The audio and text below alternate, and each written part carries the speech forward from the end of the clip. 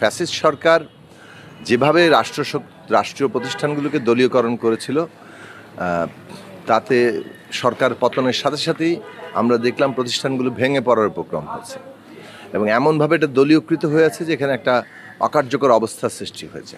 তাহলে কাজেই এর পুনর্গঠন করা, একে দ্রুত কার্যকর করা এবং সংস্কার করা, এই কাজগুলো একটা একই সাথের প্রক্রিয়া।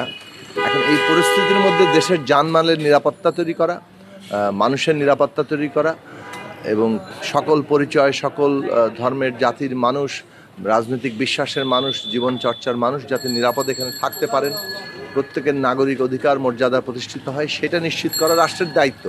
ফলে রাষ্ট্র একদিকে প্রতিষ্ঠান পুনর্গঠন, সংস্কার এই কাজগুলো করছে, আবার এই যে একটা এখনও পর্যন্ত অকার্যকর অবস্থা আছে, বিভিন্ন প্রতিষ্ঠানগুলো যে কার্যকরভাবে এফেক্টিভ হতে পারছে না, সেক্ষেত্রে তাকে তো দায়িত্ব নিতে হবে।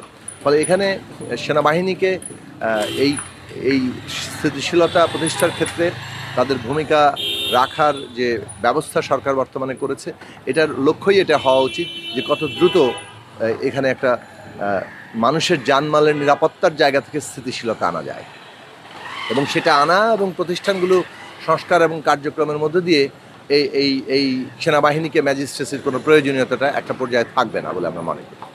ভারতে বসে থেকে শেখ হাসিনা যেভাবে রাজনৈতিক নির্দেশনা দিচ্ছেন, সে বিষয়ে অন্তর্বর্তী সরকার বলেছেন যে এই কথাবার্তা বন্ধ হওয়া দরকার।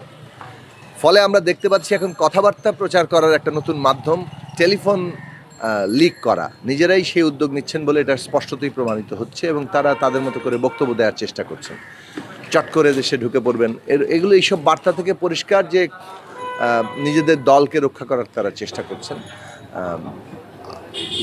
কিন্তু আমরা যেটা পরিষ্কারভাবে মনে করি যে এই ফ্যাসিস্ট সরকার যেভাবে আমাদের জনগণের উপরে অত্যাচার চালিয়েছে, বিশেষত জুলাই আগস্টের হত্যাকাণ্ড, 15 বছর ধরে গুম খুন, দুর্নীতি, অর্থ পাচার, এই সব কিছু একটা ন্যায় বিচারের জায়গা হওয়া দরকার।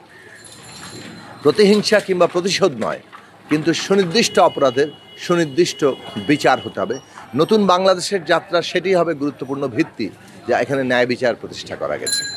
কাজে যে যেভাবে যাই কিছু করুক, যেখানেই থাকুক, বাংলাদেশ রাষ্ট্র থাকা মানেই হচ্ছে এই ন্যায় বিচারের জন্য তাকে কাজ করতেই হবে।